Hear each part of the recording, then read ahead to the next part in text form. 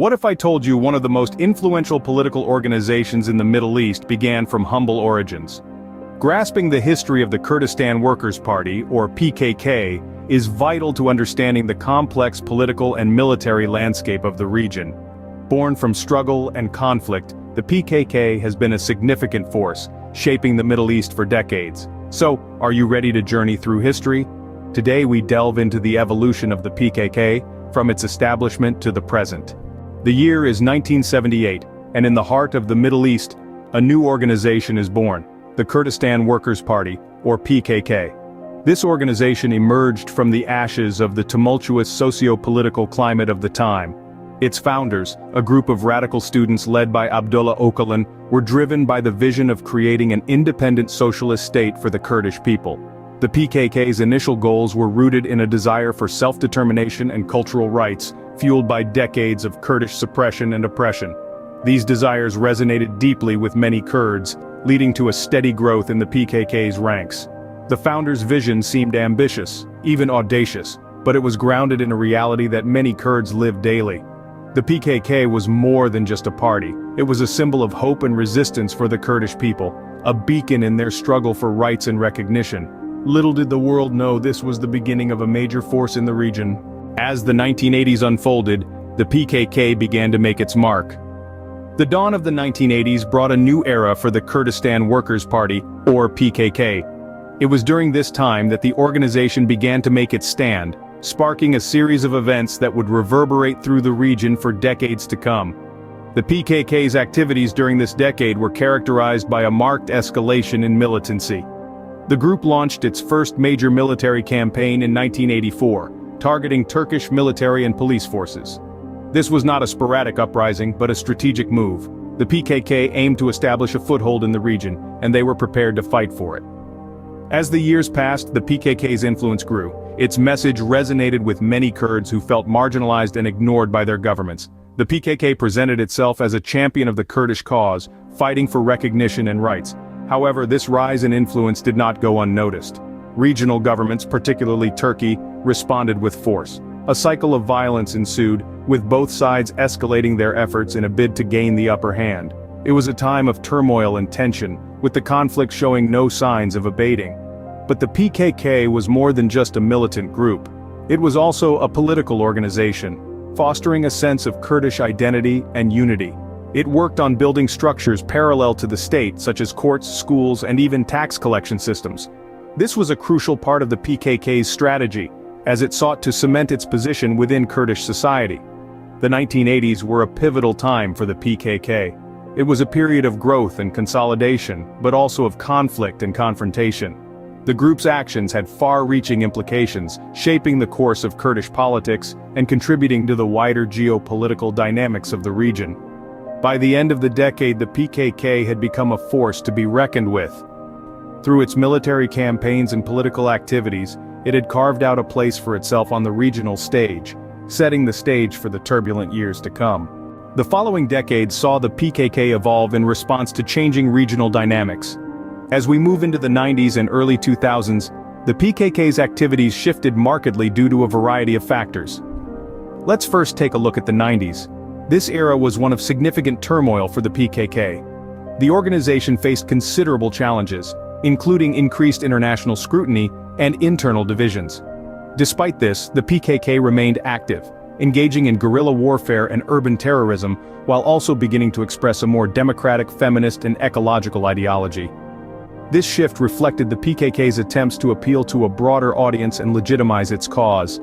However, the most defining moment of this era was undoubtedly the capture of the PKK's leader, Abdullah Öcalan, in 1999. Öcalan's capture was a severe blow to the organization, leading to a temporary halt in its activities. Öcalan, from his prison cell, called for a peaceful resolution to the conflict and a shift from separatism to democratic confederalism. This marked a significant change in the PKK's strategic orientation. The early 2000s saw the PKK adapt to its new circumstances. With Öcalan in prison, the organization underwent a power shift, with new leaders emerging and taking the organization in different directions. They reorganized and expanded their operations, focusing on political lobbying and civil resistance alongside their armed struggle. The PKK also began to establish a presence in Syria, a move that would later have significant implications. Furthermore, the PKK started to play a more prominent role in the broader Kurdish political movement, influencing other Kurdish groups and shaping the discourse around Kurdish rights and autonomy. This period also witnessed a resurgence in violence, with the PKK launching numerous attacks against Turkish security forces and civilians. Adapting to new realities, the PKK continued to shape the political landscape of the Middle East. Fast forward to the present day, and the PKK stands as a significant political and military entity. The group, which was born out of a struggle for Kurdish rights, has evolved into a major player on the regional stage. It's a far cry from its humble beginnings, but the ethos of fighting for the rights of the marginalized has remained a constant. The PKK's influence extends beyond the Kurdish regions of Turkey, spilling into neighboring countries like Iraq and Syria. Its military wing, the People's Defense Forces, has been a formidable force in the fight against ISIS, while its political arm has been engaging in diplomatic efforts to secure greater autonomy for the Kurdish people. However, the group's activities have not been without controversy. It has been designated as a terrorist organization by several countries and international bodies, including the United States and the European Union.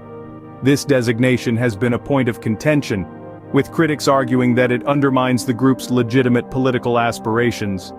The PKK's relationship with other entities is also complex. It has found allies in some quarters like the Syrian Democratic Forces, but has been at odds with others, such as the Turkish government. These relationships are dynamic, shaped by the shifting sands of regional politics and the group's own strategic objectives. In recent years, the PKK has been involved in several key events. Its forces played a crucial role in the Battle of Kobani, a turning point in the fight against ISIS.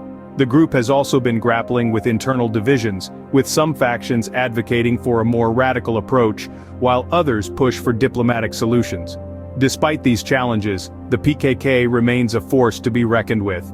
Its ability to adapt to changing circumstances, coupled with its unwavering commitment to the Kurdish cause, has ensured its continued relevance in the region. The PKK's journey is a testament to the complex and ever-changing dynamics of the Middle East. From its humble beginnings in 1978 to its current status, the PKK's journey offers valuable insights into the politics of the Middle East. The group's evolution, marked by strategic shifts and ideological transformations, is a testament to the dynamism of political movements in the region. Let's take a moment to reflect on the key points we've covered. The PKK, or the Kurdistan Workers' Party, was born in the late 70s, amidst a climate of political turbulence and cultural repression. Its founder, Abdullah Öcalan, was a figure who managed to galvanize the Kurdish youth, propelling the movement into the limelight. In its early years, the PKK was primarily a guerrilla outfit, operating in the rugged mountainous regions of Turkey. Its activities were characterized by armed rebellion and a quest for Kurdish autonomy. The group's influence expanded rapidly, transcending borders and gaining a significant following among the Kurdish diaspora. The 90s and the early part of the new millennium saw the PKK grappling with internal strife and external pressures. Despite its leader's capture in 1999, the organization proved resilient, reinventing itself and adapting to the changing political landscape. This period was marked by a shift from a focus on separatism to a more nuanced approach towards achieving Kurdish rights. Today, the PKK commands a complex network of affiliates and sympathizers, spread across several countries. While it remains a controversial entity, it's undeniable that the PKK has left an indelible mark on the region's history. Its legacy is intertwined with the Kurdish struggle for recognition and rights, making it a key player in the ongoing narrative of the Middle East. Reflecting on the PKK's journey allows us to better understand the intricate web of politics in the Middle East. The group's history underscores the volatility of the region and the complexities involved in navigating its political landscape. It highlights the challenges faced by ethnic minorities, the power dynamics at play, and the impact of external influences on regional politics. As we continue to witness the unfolding narrative of the Middle East, one thing is clear. The PKK will continue to play a crucial role in shaping this story. Its influence, while contentious, is undeniable, and its journey is a stark reminder of the region's complex history and the enduring struggle for ethnic rights and recognition.